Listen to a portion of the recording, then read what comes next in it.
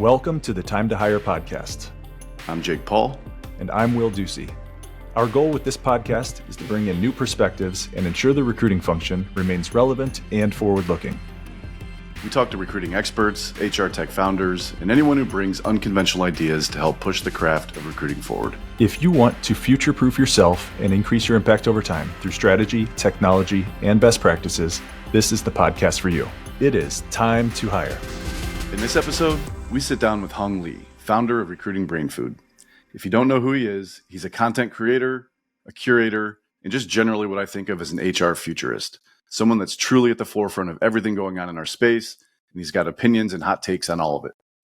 We talk with him about the state of the recruiting landscape and pretty much all things AI, from how he's seeing recruiters apply it to their workflows today, to policy, to riffing with him on how AI is going to fundamentally change the role of recruiting in the years ahead. And if you don't already, give Hung a follow on LinkedIn and subscribe to his Recruiting Brain Food newsletter. It's legit great content on a weekly basis. It was a really fun chat, so hope you guys enjoy. Hung Lee, welcome to the Time to Hire podcast. Guys, thank you so much for inviting me. Excited to speak to you. Likewise.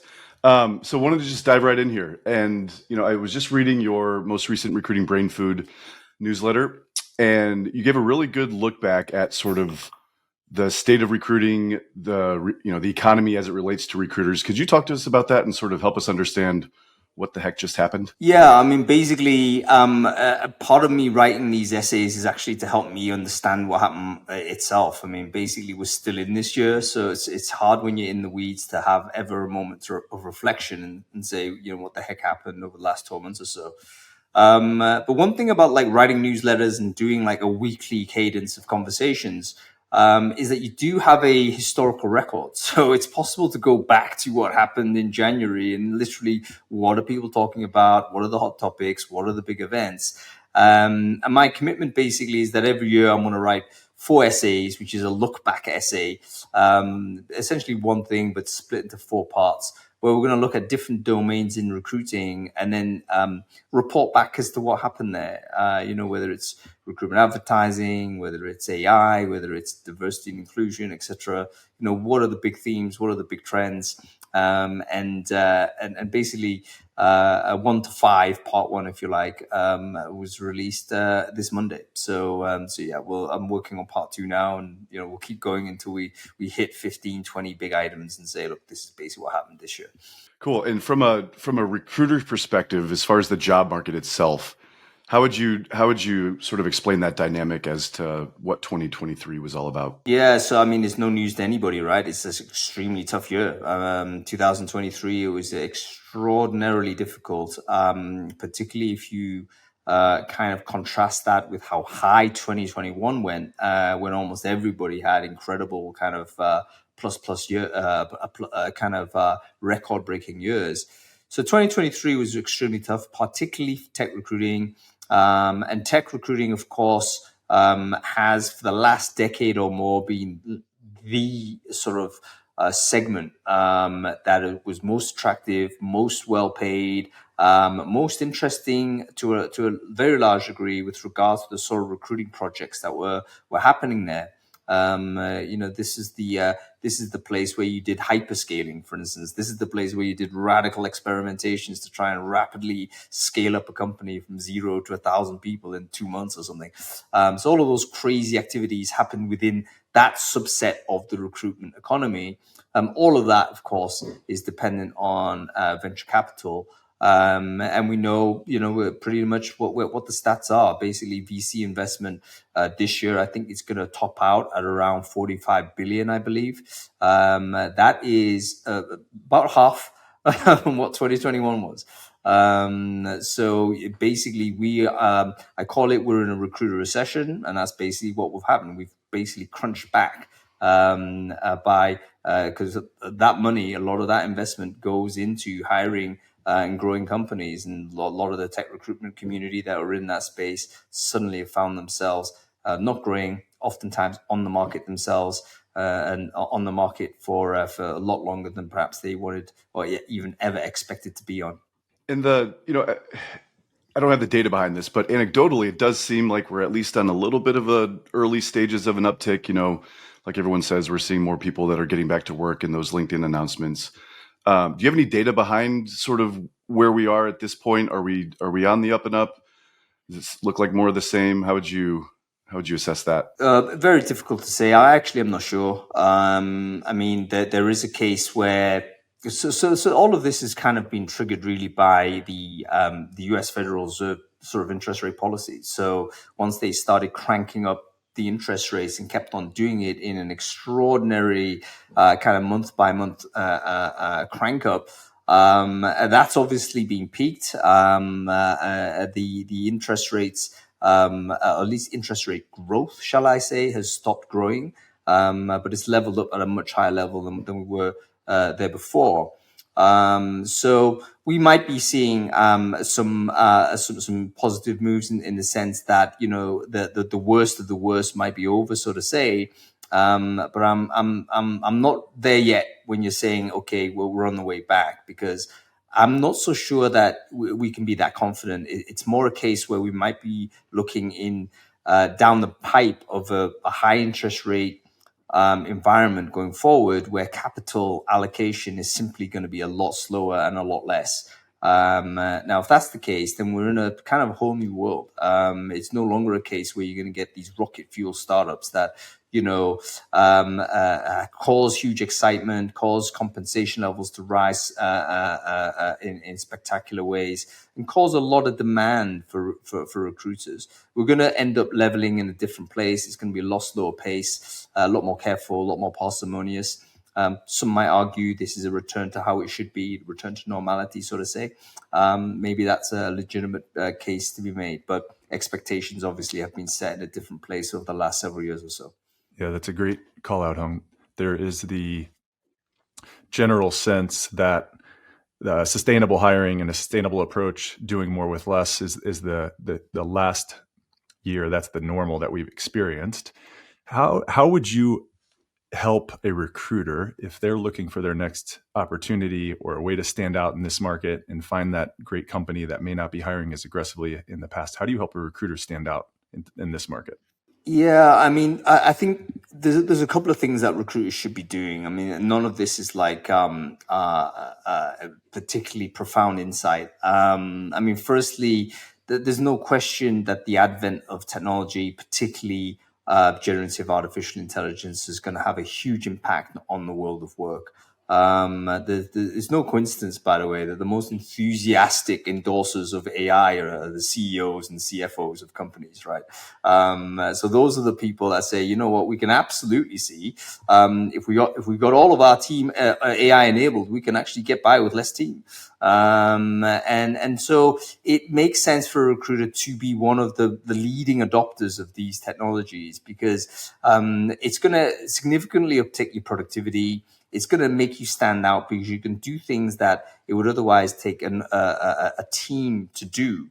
We're heading down, I think, a future whereby AI-enabled recruiter will be conspicuously better than a non-AI enabled recruiter.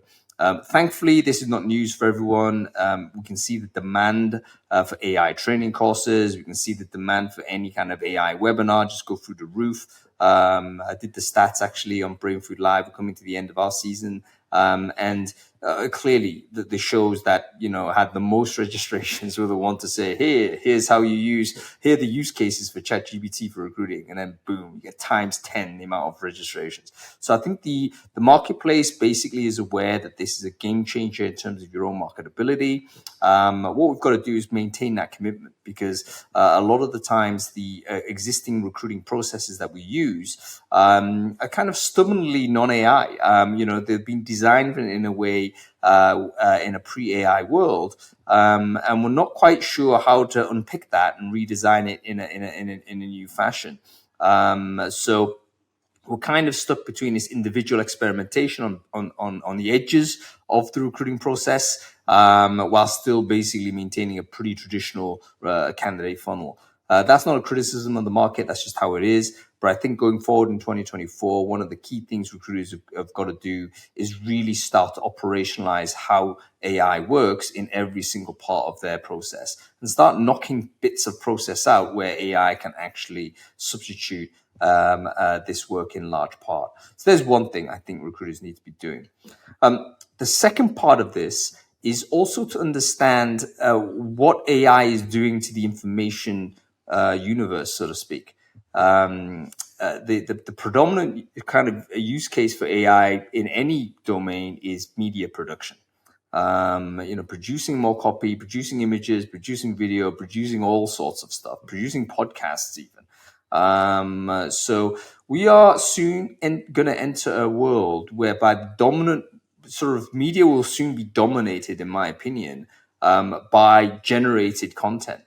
Now, in that universe, it's actually really important for recruiters, human recruiters, to be able to differentiate themselves from that generated noise. So recruiters, and I'm pleased to say this is happening, need to kind of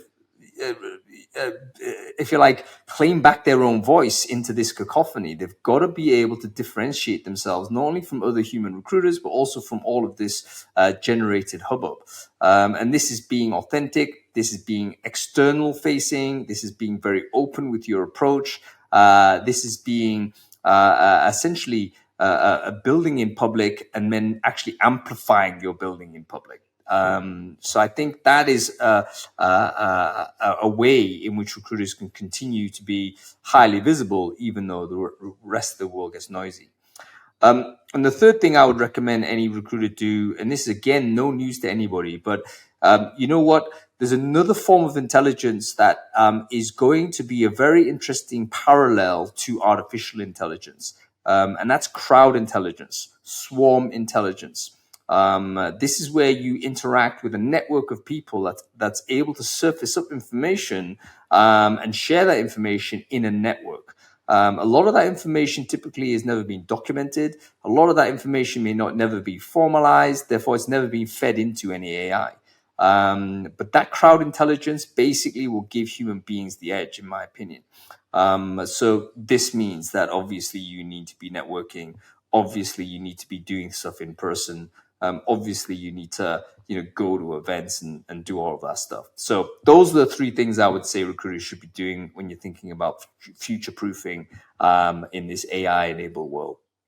Interesting. I want to go back to the point number one that you made around sort of the interest levels of all the content that's out there around AI and how that's getting all the most clicks. But are you seeing actual application in the market? It sounds like the interest is there. People have an appetite to learn about it, but I'm not sure people are actually implementing it into their day-to-day as much as sort of the hype cycle might reflect. I look at these posts around, whether it's LinkedIn or wherever, some sort of community of how are you applying ChatGPT to your workflow, and it kind of stops pretty quick. I use it to help generate a resume, or not a resume, a job description. But not a lot of real meaningful, innovative automations that I'm seeing. But I'm curious what your assessment is of that. I think that's absolutely accurate. I call it, we're kind of locked into the individual experimenter phase of AI. So if you look at, I think everyone's had a go, right? I'd be very surprised that if there's a recruiter today that looks at a computer and types into a keyboard, have you not tried some sort of AI? Almost certainly you have. But it's still at the most that individual experimentation, message composition. Maybe you've made a few images, maybe you've made some soundtracks or videos or whatever, so content creation type stuff. And yeah, I wouldn't quite say you haven't implemented in your day-to-day, because I'm pretty certain things like AI generated messages and text is probably widely used now. However, what hasn't happened is any sort of operationalization at team or company level. I have not heard yet of any particular TA team that has actually had a strategy on AI enablement and said, okay, we're actually going to redo how we organize our recruitment funnel with the use of AI. It's still individuals, often self-directed and often without guidance from their team leaders or their CEOs or their heads of departments. They've gone off their own kind of bat and have experimented with it. In fact, I think it was the Salesforce that came out with a study. I think they did a study of their own employees. And it came out just a week ago, and they found that actually 55% of their employees were using AI, and something like 45% of those were using AI in a self-directed way. So in other words, and Salesforce actually identified that as a risk, because it was obviously like an uncontrolled way in which they're using AI. So I think that's basically where we're at in recruiting. We've got a load of people using it. Some are super advanced level, others generally just playing around the edges. No one's operationalized it. Why is that? Number of theories. My pet theory is, firstly, very few companies have an AI policy still. So a lot of people are not sure what is permissible and what they should or should not be doing. And oftentimes you err on the side of caution in those circumstances. Or you just do the individual experimentation and you kind of sandbag it. You don't talk about it to anybody else, right? Because you don't know whether it's allowed or not. So that without policy, you end up siloing the learning internally, because individual experimenters are not sure whether what they're doing is kosher. They're just gonna, keep quiet about it. And secondly, the kind of the iteration rate on AI is so fast. It's often difficult to even have a policy or a strategy. There was companies, for instance, were building their own internal GPTs, and then OpenAI rolled out, oh, here's custom GPTs. And it's like, okay, maybe you've already invested a couple of months worth of work building this thing, and straight away something's rolled out and it kind of changes the game. Same with Microsoft rolling out Copilot globally, for instance. That changes the game. So I wonder whether a great deal of the hesitation is not only on policy, but the rate of innovation is faster than the ability of companies to actually make policy on it. And so we're all kind of sitting there being overwhelmed by the innovation rate from the technology providers. And, chances are, in my opinion, and this is not either a critical sort of take on it or not, but the reality is I think we're going to be locked into individual experimenter mode until a Microsoft or a big player like that just rolls AI into us, and we're going to do what they tell us to do. And that's basically how we're going to end up doing the AI side of it. Maybe some small elite companies could, end up doing stuff with Zapier or custom actions or something like that. But that's always going to be like hyper marginalized. That was going to be kind of my next question, which is like, when will this really take off from an adoption and operationalizing within TA teams? And it's like, you've got those experimenters, but I don't see that really happening at scale. Maybe you might find ones and twos, different companies here that are more progressive. But to me, I think it's more about, when does it become actually productized, where the guardrails are on it, where you actually know what is the use case for this actual product or platform, where it's just much easier to sort of grasp as a user, how should I be using AI, at least in the early stages, as we're still trying to kind of wrap our heads around the spectrum of potential functionality with it. Yeah, it's going to be rolled into us by Microsoft, maybe Google as well, depending on what you're using. But Microsoft are way ahead, and they're so dominant. It's I think we're all fairly uncomfortable with just how absolutely dominant they are in this space. The distribution is just going to instantly make it happen. And that's going to change a lot of work, when you look at Copilot suddenly appearing into Excel, for instance, or a Copilot appearing in Teams and whatnot, it's going to change jobs, and it will change recruiting work for sure. It's gonna make a bunch of recruiting tasks. It'll eliminate them. So there's going to be lots of innovation that happens to our sort of industry, if you like, without us necessarily driving the car. Yeah, it's really not hard to imagine a future where recruiters productize themselves. We've got demographic shifts. My viewpoint is on the younger demographic coming up. They would rather text with their friends than chat live with a human. So we're not even guaranteed that as a recruiter. But if I'm able to use generative AI to create a Will recruiter bot, who's to say I can't work for 10 different companies? I've created this machine that knows how to answer questions, go deeper, and essentially I can productize myself as a recruiter. What do you think about that as a topic? I love it, Will. That's a crazy idea, and I'm sure that will happen.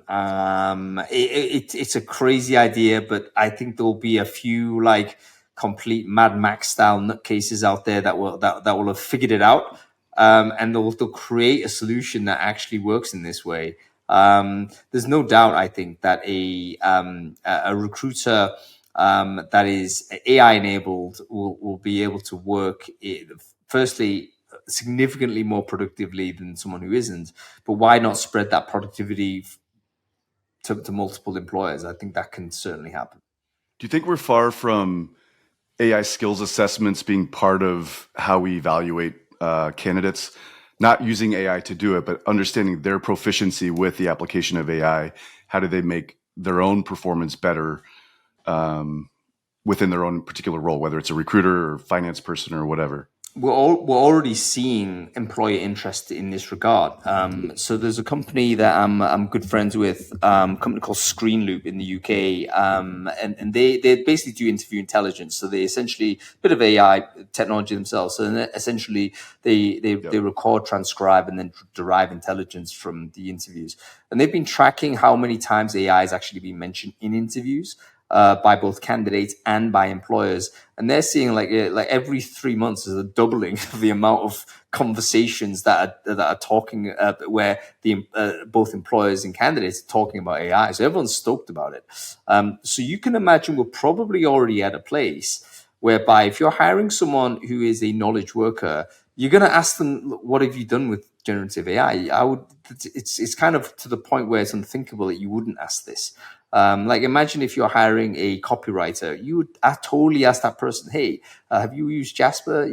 Or what do you do to idea generate? How do you make sure you debias copy?" You're looking for AI responses there. So no question, that's become something that is becoming mandatory. By the way, for recruiters looking for work, a lot of our work is about text. A lot of our work is documentation processing in whatever way. So we also have to be able to answer those questions as well. But yeah, are we at the point where we can test for it? I'd love to see it. I think quite easy to set up. I mean, you could potentially do a screen share and say, "Hey, here's a task for you. Can you interact with ChatGPT and show us, how you get to from A to C?" And I think that's a reasonable demo of how fluent you might be with it. So yeah, a high premium for recruiters to get very fluent with generative AI. Or even more interesting from an interview perspective, asking them to do a task screen share and seeing if they default to ChatGPT or some other tool to see if that's just sort of baked into their assumed workflow. As we move into 2024, is your company among the 65% of those who say that measuring quality of hire is the top initiative for your TA team?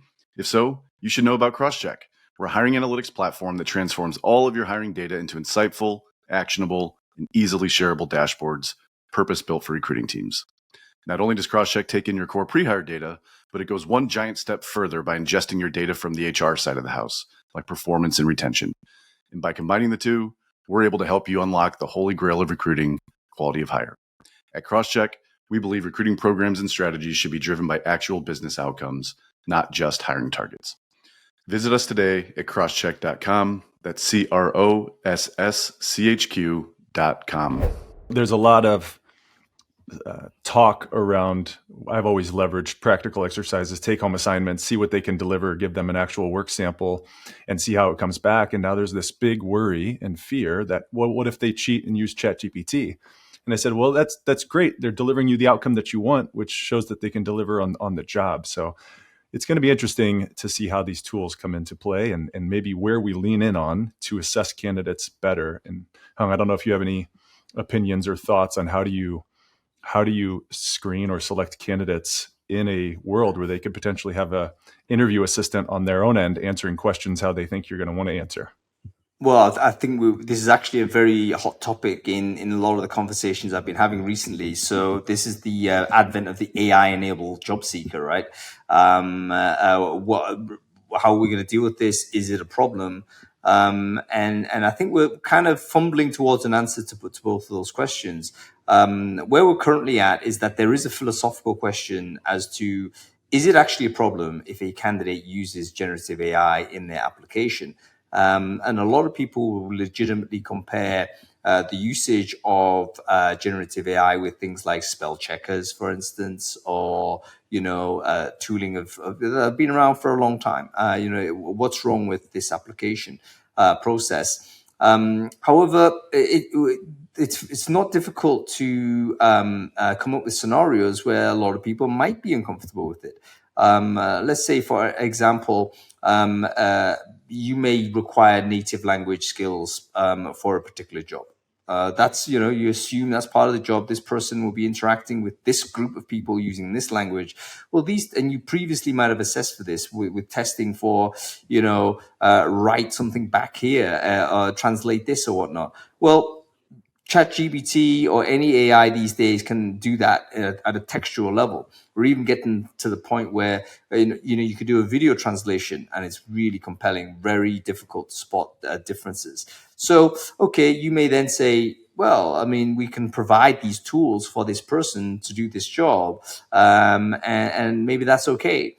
But we can kind of already see that some people might not be okay with it. Maybe they won't be able to explain why that's not okay, but they want to be able to speak with someone natively because there's nuances involved, or there's idioms involved, or there's different things that perhaps aren't picked up by AI involved. And this goes even further. So let's say you're talking about, there's some way in which you're assessing knowledge. If you think that domain knowledge is important, someone with access to the internet, with ChatGPT, with generative AI, could probably furnish a very compelling response in real time to your knowledge queries. Now, is that a problem? Yes, no. Here's how you distinguish it. If you're hiring for someone purely for a task that needs to be performed and you don't care anymore other than the task is performed, then no, it's not a problem. Because you can use AI to do that, great. Just hire this person. However, a great deal of recruitment is not just task related. It's about hiring this person, yes, to do a set of tasks now, but also to be part of a team that, there's unspecified things you might want this person to do in future. And this is where you're hiring the individual, you're looking for deep personal skills, you're looking for behavioral traits, you're looking for characteristics, of which a lot of the assessments that you've used are essentially trying to signal whether, they have those deeper characteristics. Now, if you have AI in between that signal and the deeper characteristics, then may well kind of disguise your ability or mask your ability to identify whether that's the right candidate or not, in which case you may adopt a stricter policy. I spoke to a company in the UK, big organization, 70,000 hires per year, that kind of thing. They have banned AI usage from their candidates, and they apply, and they very clearly signal that. They say it's fraudulent. So they've got a policy, even to the point where they've gone back to what they call recruitment vintage. They're rolling it back to say no more remote videos. We can't actually trust that. We have to meet them in person. And I asked the recruiter, how much is this costing you? And she said, it's costing us millions to do it. But the company has made a commitment to say, integrity is a key part of the people we had. They're a consultancy firm, so they're sending their people out. They want to make sure that the people they send out physically are going to match the values, the behaviors, the traits that they're looking to recruit. They think they can only now do this in person. So forget about all of the innovation and the efficiencies we've had over the last couple of years, maybe a couple of decades, going back to in person. But you know what? Agree or disagree with their policy, the point is they have a policy, and my argument is every employer should have a policy, whether you're pro, against, or whatever. You got to give your recruiters and your hiring managers some guidance as to what is okay or not, because we've all got different views as to what's okay or not. And what you don't want to have happen is to simply ignore the idea this is happening and then have local decisions made where a recruiter that has a problem with AI will start eliminating candidates that are AI generated when actually a hiring manager would be totally fine with it. So companies will need to come up with a policy. 80% to date do not have a policy. I think that's going to go the reverse way by the end of 2024. Yeah, it's such a weird time in the evolution of this as it's moving so fast. And, from the candidate perspective, I think it's pretty silly to not let them to have some sort of policy that prevents them from utilizing AI. To me, it's like, the recruiters have been using it for some time now as they assess resumes. So to me, it's almost like an arms race between candidate and hiring team that very well could end up leading to Will's point earlier about you've got your Will bot who's doing the hiring. Well, I might have my own candidate bot where our two bots just hash it out, and then all of a sudden I've got a job offer and I show up on my first day. But it'll be interesting to see how that progresses and how this all shakes out. Yeah, I think bot to bot conversations will definitely happen, and that is not something that is particularly alarming. It may just be a new way in which we discover information. In fact, we've had this problem for a long time. I mean, you think recruitment ultimately is an information problem. Dating is an information problem. And human beings don't seem to be helping, right? It's not getting easier to do this. So why not have an empowered AI that you can train on your own data, your own preferences, and what have you? Go into the this completely AI polluted universe. Put the AI in there. They can then swim through that.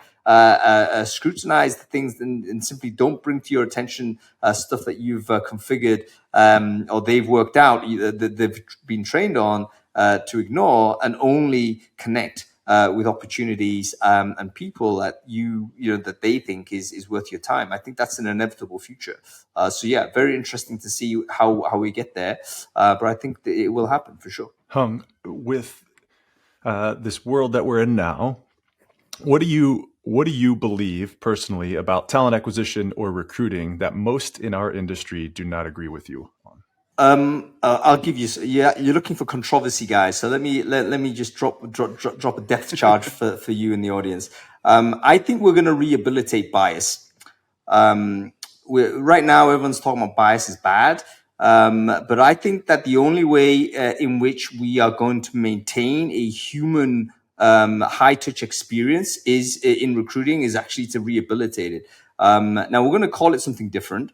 We're going to call it like hiring for potential, quote unquote. What the hell is something vague that no one can actually pin down, but actually it's bias. It's because I like this person's face, or because I, like the cut of this person's jib, or whatever it is, something undefinable. But we'll bring that back because otherwise we're just going to, the alternative to this is simply to allow the technology to make the yes-no decisions for us. Now, there's a couple of reasons why that's never going to happen. Firstly, it seems pretty clear that one of the big reasons that there is AI anxiety is this sense that the human beings will lose agency over themselves and other human decisions.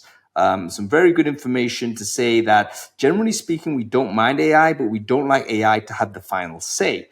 And this is true even if AI may come up with more equitable decisions. So, for instance, we don't like AI managers, for instance, right? Somehow we prefer human managers. Now, I ask you, why is that? That actually makes no sense, because surely an AI manager is certainly more biased. It's going to like me less than the other person because of my pheromones or something. There's all kinds of different histories between us. I like this football team. He likes another football team. Problems straight away. Those types of things will occur. But we still seem to prefer this, even though there may be a completely neutral, objective AI making the decisions. We don't seem to like that. I think, was it Uber that came out with a study a couple of years ago? This is pre-generative AI, where basically, like, the drivers had a huge problem with AI allocation of rides or something, or AI allocation of compensation. Why? It's better, but we didn't like it because we felt that a human being should be making that call. So I think that, number one, we'll never get to the point where AI makes the yes no. The second reason why not is because the legislative environment will prevent this from happening. So there's already rules being laid down. You can see where it's all signposted. But essentially, where I think governments want AI to be is to be an advisor to a human decision maker. And that ultimately means that the human decision maker is going to overrule AI at some point. Now, how can you overrule AI if it isn't a biased choice? right? The data tells me I should hire this Fascinating. person. The data tells me I should hire this person. I'm not going to do that. That's got to be biased. Like, what other data do I have? The only data I have is like the subconscious stuff that I have got from my interview with this person feels off in some way, quote unquote. I decide not to hire this person. Clearly, it's bias. We'll never call it that. We'll call it something else. Hiring for potential, let's say, Yep. or some other BS. But we're going to rehabilitate bias in an AI-enabled world. There's your controversy, guys. From a policy standpoint, do you think, as the guardrails get set in, does it stop at just the hiring decision when you think about it going sort of backwards? Like, yes, we're not going to allow AI to make the actual hiring decision, but will it go beyond that and start to talk about how you can't have AI, I don't know, do a skills assessment or even score in any segment of the hiring process? We're already seeing that. So there's a couple of things that basically I'm pretty confident. And again, different jurisdictions will have different policies on this. But I think they'll all generally align closer than we might imagine. Particularly when you think there's international organizations that need to operate across jurisdictions. So that it kind of forces the alignment, because the employers will think, we can't have different policies for different offices. We're going to just end up rolling sort of something that goes across the piece. So yeah, I mean, there's a couple of things I think are going to be unrealistic. Number one, like forced ranking of candidates to say, here's your top, they're going to give you a batch maybe, but to rank people 1 to 10, I don't think that's going to be allowed. To give, are you seeing that already? Are you seeing like stack ranking policies around that already, or at least conversations around that? Some lawyer or someone listening to this will be able to correct me if I'm wrong, but I believe there's some rules happening, some laws that have been passed in New York, which basically align to these 3 points. So number one, you can't have AI make the final decision. You can't have a number against a candidate, and you can't rank a candidate. So those things are going to be part of it. What I think the legislators want AI to do is to give additional information to the human decision maker, basically a bunch of text to say, yeah, Will has got this, you may want to investigate this, and this, and then human being will then need to make it the decision, quote unquote, the non-biased decision, right? So yeah, we can see those guardrails being put into place. I think all of those are within dispute, by the way. I think but I think anybody arguing against them will probably lose, because of this visceral sense that we don't like to be ranked by a machine. And this is an irrational kind of thing. But human beings were never rational anyway. Civilization has not been built through rational processing.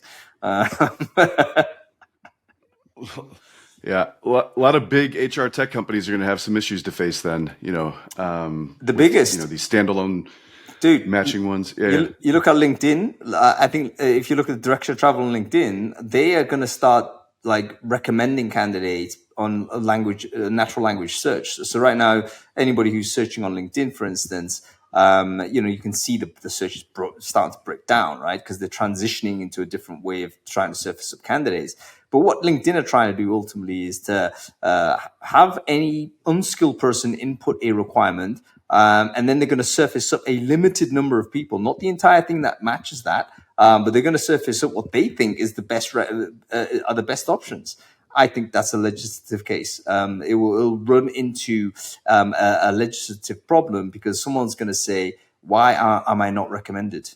Can't you see? Here's my history. It clearly means I should be there. It is because X, Y, Z reason why that's not the case. And then LinkedIn will have to roll that back. Interesting. And as a product person, this kind of makes my head hurt just thinking about there's so many good applications of it, but the people building policy, they're still trying to figure out social media, much less generative AI. And there's just going to be this big, just conflict that's going to, almost, it sounds like it, could potentially stall the innovation at every front, especially within hiring, because it's such a critical thing. And it's definitely the North Star path that all these, HR tech products have right now is how do we get more automated, smarter hiring decisions? That's ultimately kind of the place that they want to go to make sure that you have the most data-driven, informed hiring decisions using AI. And that's going to come to a head soon if kind of what you're saying about this policy stuff is even close to being accurate. There's a number of cases worth tracking. A lot of them in the US actually, just to see what sort of how these cases come out. And yeah, none of them are good for the product makers. Wasn't there a guy? I mean, this is not an AI related thing, but there was one guy that he got like rejected from every job that he's a mass applier, got rejected everywhere, and he discovered actually that a lot of the companies he applied for, majority of the companies he applied for, use the same ATS, and he then like sued the ATS to say, look, I've applied to all of these companies, they're all using your tool, and they have eliminated me. Why? Because that ATS had some sort of way to identify this guy's age. So he's now suing the ATS for saying you've created a filter on age, which almost every ATS might have, date of birth or whenever registered or how long, whatever it might be. And he basically, that case is currently going through process. And you think, hang on, here's a problem, because it's not only the operator of the tool that's being sued here, it's actually the maker of the tool. So are you now saying you can't have a database product that you can't have a filter on certain criteria? Maybe a male female drop down is no longer legit. Maybe you can't do a search on location anymore. Maybe all kinds of things. Suddenly we're denuding the power of the tool in order to comply with this legislative environment. And it's extremely difficult. This guy probably has a case. But it seems to me that, the responsibility maybe should be with the operator of the tool rather than the tool itself. It's kind of like suing, people who make hammers for, somebody who has failed to train, hammer wielders and they've had an injury. It's like, yeah, it's a hammer, it does this thing. There's some really crazy sort of cases that are just bubbling through the court systems. That you've got to keep an eye on it. It's a really tough time to do when you're a product maker. Hung, we've talked about the past year, current state, the future of recruiting. We've talked some controversy. You've given us some good thoughts there. What's something that you think our audience would like to know, or how would you like to close this conversation out? What I'd like to know is, firstly, a lot of the stuff we're talking about can feel like a little bit pessimistic, a little bit like AI doomerism and all the rest of it. But I always say this with a smile. I was having fun halfway through this conversation, and now I feel depressed and terrified of the next 18 to 24 months as these policies start to come into play. No, I feel the same. But let me tell you what Terra is. Terra really is about sort of discovering the unknown and discovering this kind of new space. And that's also what's thrilling. I think it's super interesting, super exciting. There's no question will be 2024 will be as crazy as the 2023 and the year before that. The main thing that I would say to anybody listening to this is that we should see this as an empowering thing, because it means that we should all be energized to do the things that we mentioned. You got to get with the technology. Don't swim against that tide. You got to swim with that tide and actually be the best swimmer in that particular field. You've got to lean on where we can absolutely be confident to predict what that future is going to look like. Communications are going to transform to the point where we're going to lose the ability to discern what is real or what is not. And in that environment, where does trust go? Trust is going to go where we have already had social exchange or social capital with another person. So in other words, a relationship with another person. Those people are going to be at a premium. Guess what? You're a recruiter. You should have more relationships than anybody or any other field. That puts you in a super powerful position. And thirdly, leveraging those relationships in a different way, it should mean that we have better access to crowd intelligence than any other profession out there. So even though we've laid the landscape as it is, I'm not going to happy talk anybody. I think it's going to be tough. It's going to be, a roller coaster ride. But I think recruiters have some natural, or should we say, inherent advantages against other white collar professionals. That's going to see us more than okay. Well, Hung, I had high expectations for this chat, and I would argue that you far exceeded them. This was really fun. We didn't even get to the core topic of what we were hoping to get to, and which is, I think, generally a good sign for a podcast. So thanks a ton. Would love to have you back, and really great to see you again. No worries, guys. Great chatting with Thank you. you so much, Hung.